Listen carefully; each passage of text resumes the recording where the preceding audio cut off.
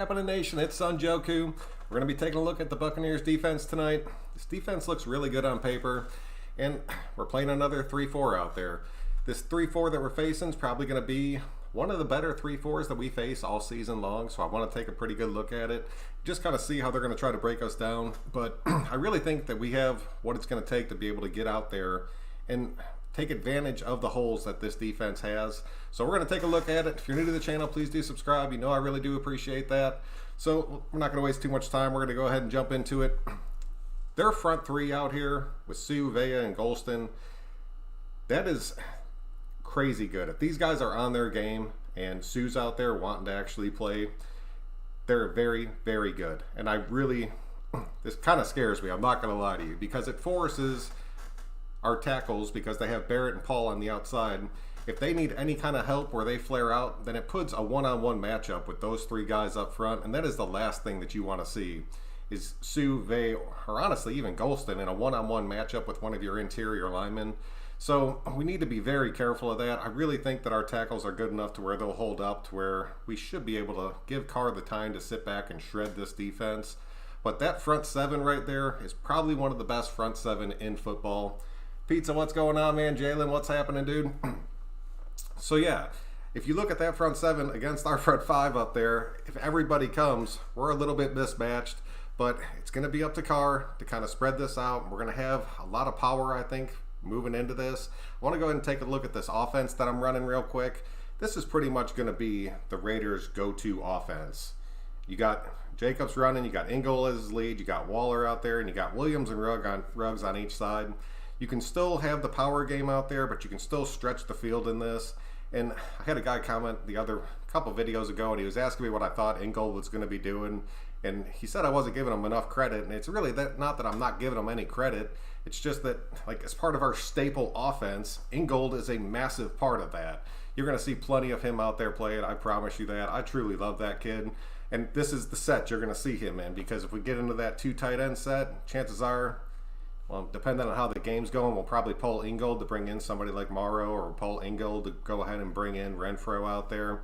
But there's so many options that we have right now. It's gonna be tough. But oh yeah, Joe, what's happening, dude? That's why I wanted to see. Like, do you think we should go into this game as like a power game and just try to beat them on the inside? Because their run defense is crazy good, like crazy good. They're definitely gonna go out there and slow Jacobs down. But if we keep trying to pound it, it might be able to open up those play actions. But I really feel like if we spread this defense out and then we got their linebackers into coverage, because I'll tell you right now, the weakness in this defense, it is their secondary out there. Because Ruggs on Murphy Bunton, that's a win. Davis on Williams, that's a win. And then their safeties with Evans and Edwards out there, I'm telling you, our tight ends can beat them. Even Witten can go out there and beat them. But they got David, they got White. Both those guys are sideline to sideline linebackers. It kind of sucks because those dudes are incredibly fast. They can make some really big plays out there. So we have to watch out for that, because they also step up and they are thumpers that can stop that run extremely fast, like extremely fast. So we have to count on Carr this game to use his outside wide receivers and truly try to spread these guys out. I had Bowden back in there where Ingold was. I had Renfro in a couple slots out there, so let me know if there's any offense you guys want to see out there. But I really think this is going to be one of the staples you're going to see this season. And I really think that we should be able to move the ball even against this front seven that's looking pretty damn strong out there, especially if we can get in the play actions, because that's really what's going to start opening us up out there. I think the power game will work. It's just a matter of probably running at Pierre-Paul. When he's healthy, he truly helps this defense out.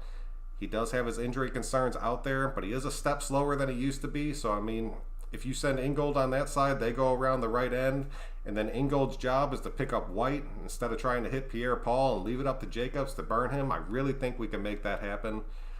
It's going to be big for us, but I'm telling you, Ruggs or Williams has to open this up for us, because if they do not go out there and make those plays, we're going to end up being stuck, and we're going to see a lot of just back and forth, and I'm really not wanting to see that in this game, because you know they're going to go out there and put up points.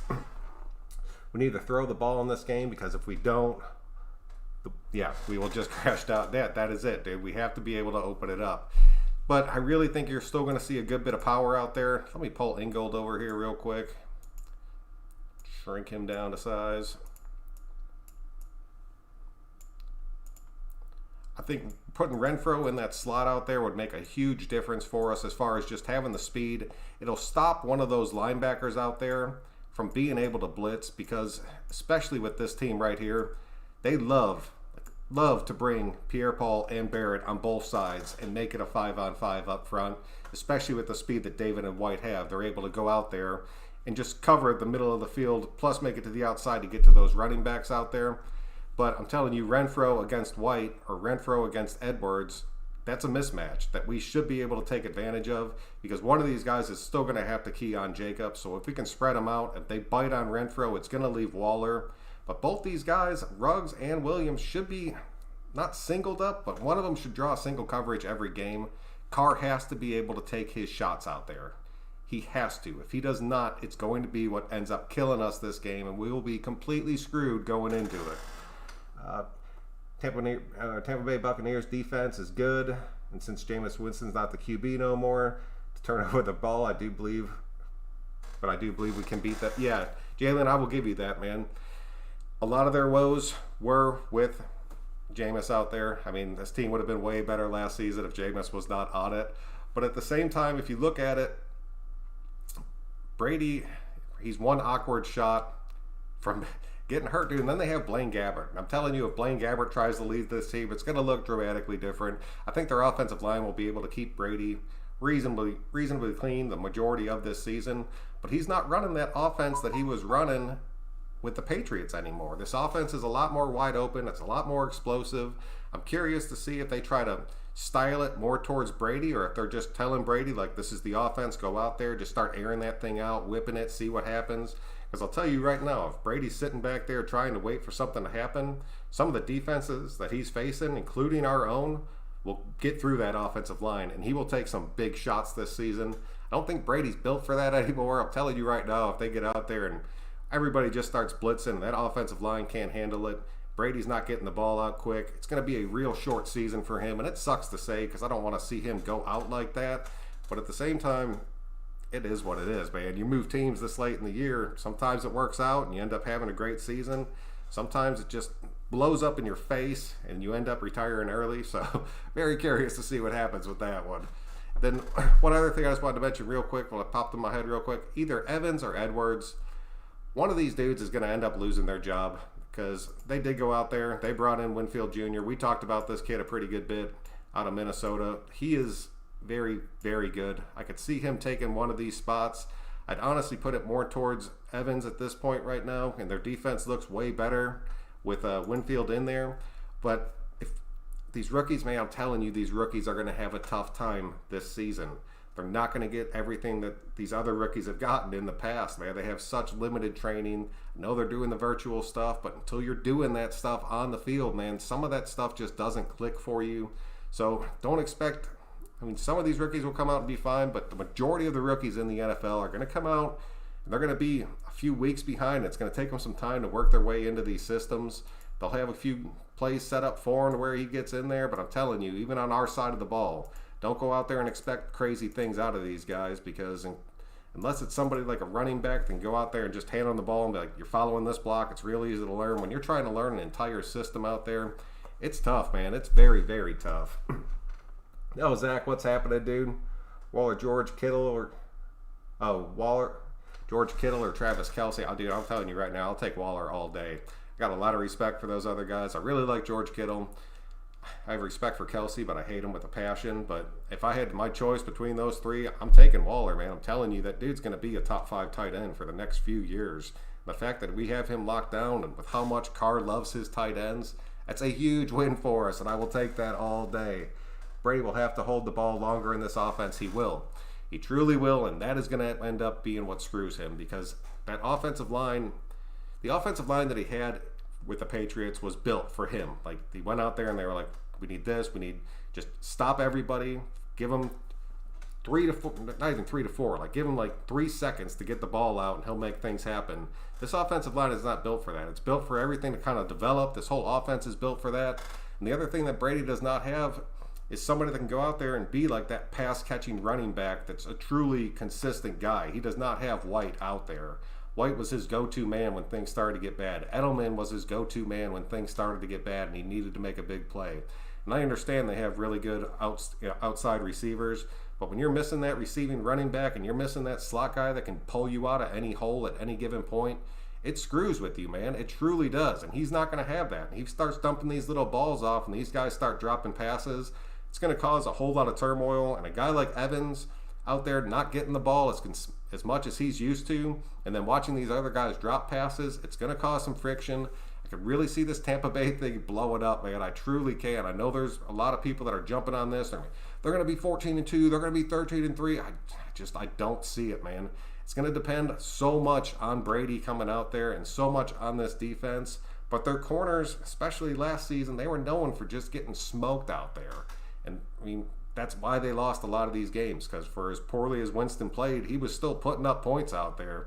But they were not able to stop other teams from coming out there and putting up points on them, and it was because of this secondary.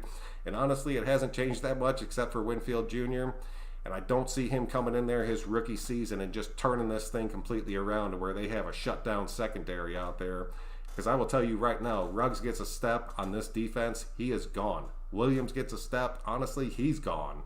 And then Waller still has the speed to eat them apart on the interior, and then you got Renfro just cutting across being a wild man. We should be able to light this defense up. I know they're going to slow Jacobs down, but at the same time, Jacobs is going to have to keep pounding the ball against these guys. If we do end up keeping Booker, I think you'll see a pretty big dose of Booker this game, just because we know we're going to get stuff, but they're going to have to learn to respect that run.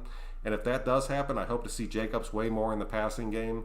Because if you get Bowden and Jacobs in the backfield, and then you just send them both out of the backfield on routes, dude, I'm telling you, their linebackers will not be able to keep up with that, especially if you go towards White out there. David's a little bit undersized, so if he gets lined up against Morrow or Waller, we'll be able to take full advantage of that, especially if one of the safeties bites to the outside. That'll be huge for us, dude.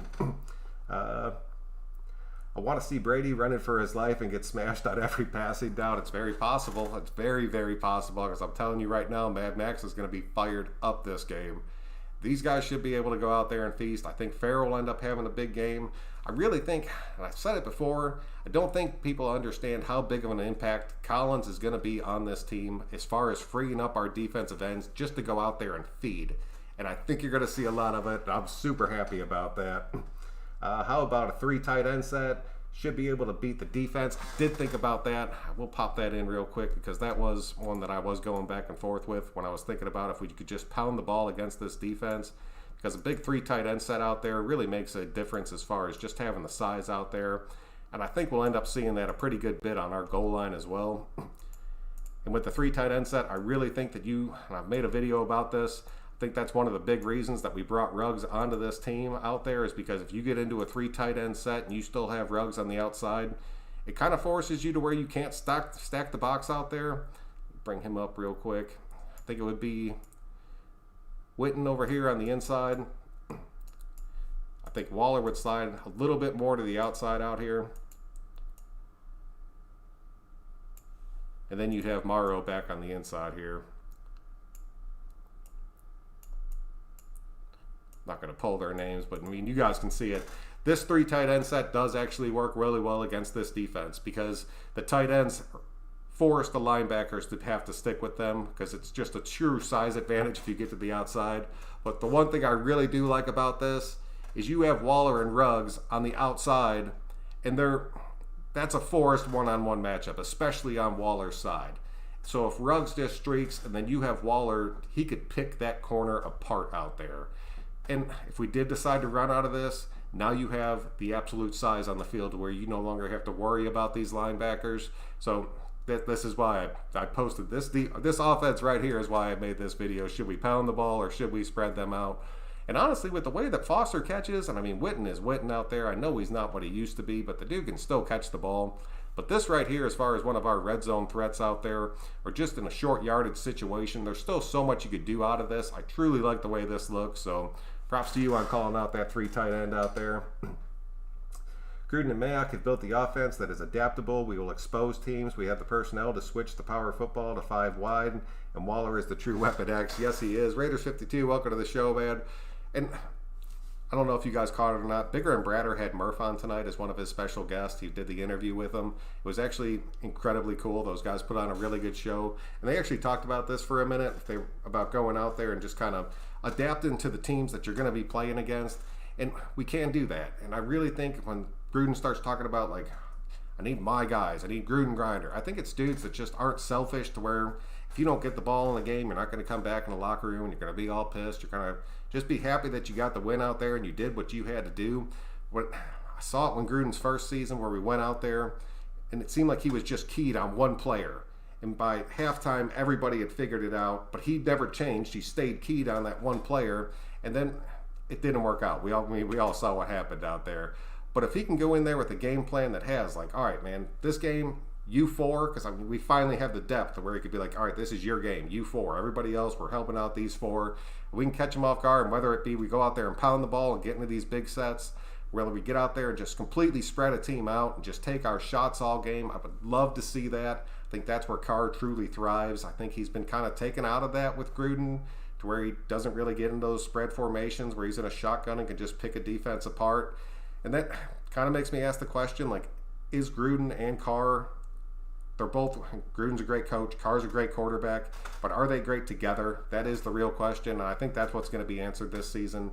I know I've talked a lot about Gruden, I've talked a lot about Carr, but I really think that's the question that needs to be answered, is just those two gel? I know Carr's putting up great numbers, but I think Carr would put up great numbers in any system. But if you put Carr in a system that was truly built for him, I think he would just go nuts. So if we start spreading this thing out, I think that's going to be huge for us.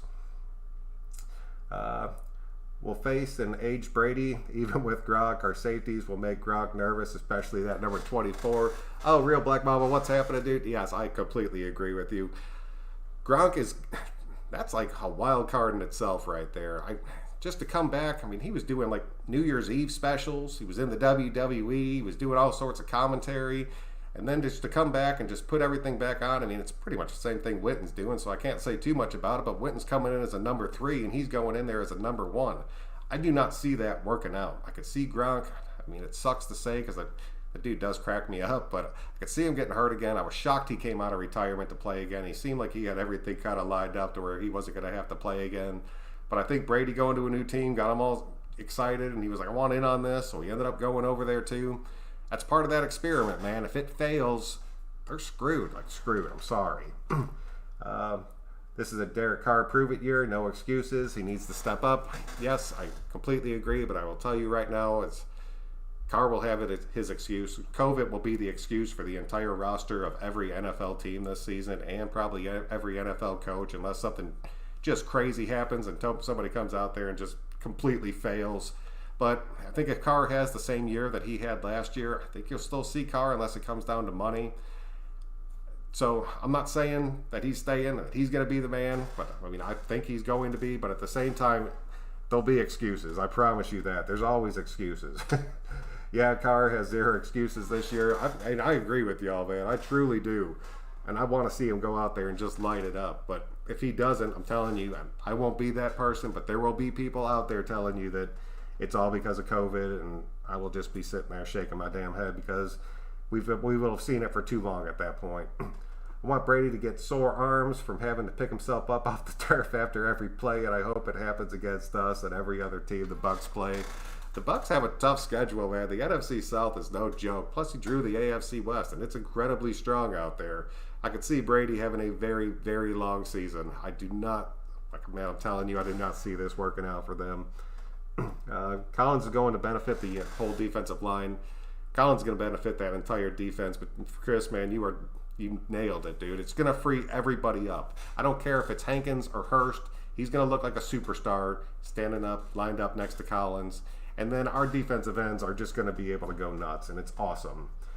Who is our best route runner? Roberto, what's happening? Welcome to the show. Honestly, it's probably, at this point right now, it's probably Williams, to be completely honest with you. I know he's kind of more of a speed guy. We got a lot of those speed guys out there. Renfro is an incredibly good route runner, but he doesn't have the full route tree out there. And I mean, Witten's kind of a step behind now, where I would put him up on that list. It's a tough one, dude. It's definitely, we don't have like that true route runner, but we have a bunch of dudes that can do enough, and we can spread teams out to where we can work to their strengths, and they don't have to have that full route tree out there. We don't have a dude like Cooper who was just, he mastered every part of the route tree except knowing how to be a teammate and being a decent player out there. So I'll take a bunch of dudes that can specialize in something as long as we can take advantage of it. Tampa Bay Bucs just seem overrated to me. Condor Crosby will pick Brady apart. The old Condor. He will, dude. And I really think just these guys getting our hands up is going to affect Brady. Brady took a step back last season. I really think that the Patriots saw that, and they kind of told Brady, like, look, we're going to start looking around. If you want to go, you can go. We'll kind of make it be your decision. Everything will look good. Everybody will leave happy. So that's a real tough one, man, because if he comes out there and plays the way that he played last season on this offense, it's a failed experiment. I'm telling you right now it is. The players might be adaptable, but the big question is, can Gruden adapt? That is the huge question out there. If Gruden just opens it up a little bit more, I think he'll be fine. I really think he was just waiting for the talent. I'm truly hoping that he was, because if we run out there with the talent that we have now and reran last season's offense, I'll be crushed, like truly crushed. I'm not even gonna lie. Now, Boy George Strait, what's up, dude? Watts, what's happening, dude?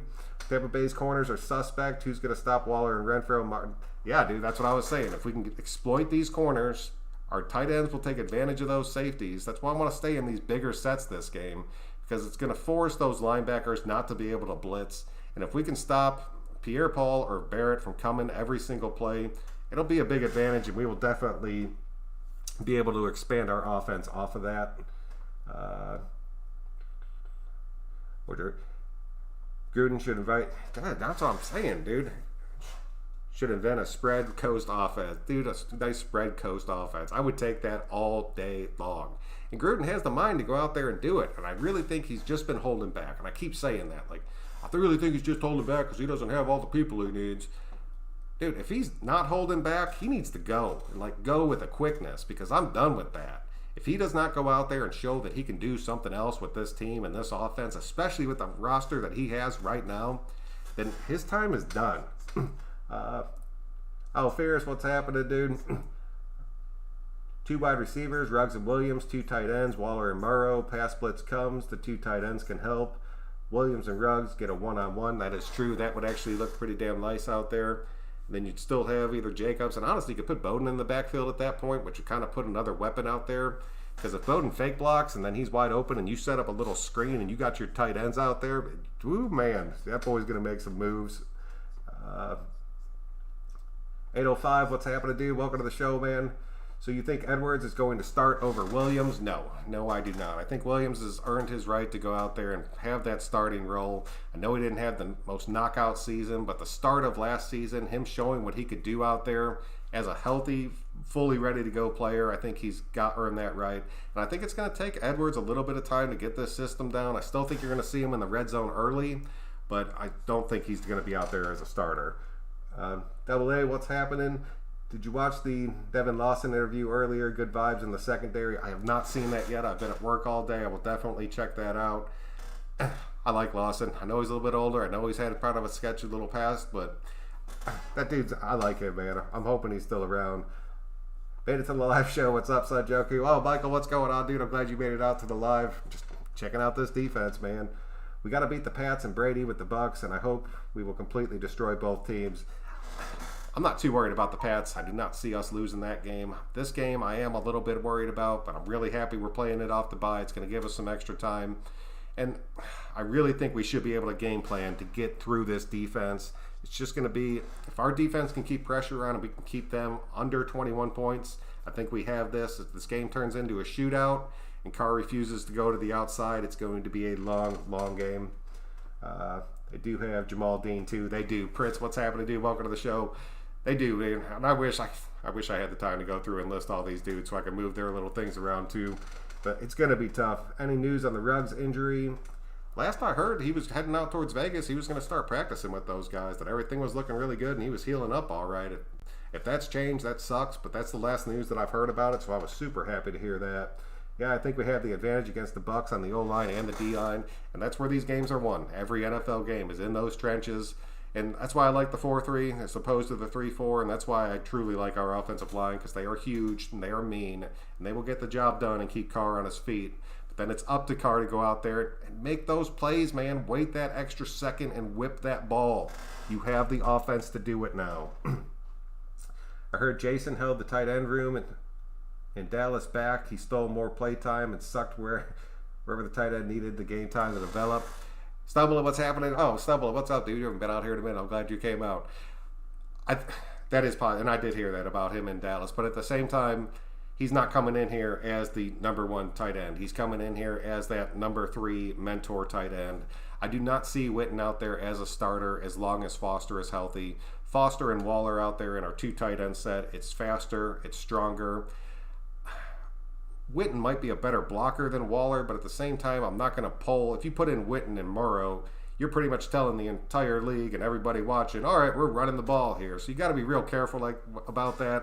At least in the 3 tight end set, you still have Waller out there. And like I said, if you stick Jacobs or if you stick Bowden back there in the backfield, you still have some crazy passing options out there. You have the best podcast recipe. Reading all the comments, don't change. Dude, man, I appreciate that, dude. But this is the whole reason I do this, is just to come out here and just go back and forth with you guys. It just makes my entire day, especially after working all day. So, 8:05, nice. Yeah, so that's pretty much what I have for you guys tonight. Just wanted to take a look at this defense, get your guys' thoughts on it. If you have any other offenses you would want to see against this, or you think would end up working out better, and like you just want to see like just a true spread where we just go 5 wide. 5 wide receivers out there is tough to run against the 3-4 just because there is nobody to cover those blocking lanes out there. So you're going to have one of these dudes coming with a full head of steam straight at Carr. And it's a recipe for disaster. You got to keep somebody in that backfield back there. But honestly, you could put Ingold back there with Carr and put your 4 fastest wide receivers out there and buy Carr that extra time to pick it apart. So Henry Ruggs was passing around yesterday with the plane, looking at the stadium. So sick. Can't wait to see those TDs. Oh, man, I'm right there with you. All right, guys. Well, that's pretty much what I have. Thank you all so much for coming out tonight. You know I truly appreciate that. But until next time, I'm Son Joku. We will see you guys later.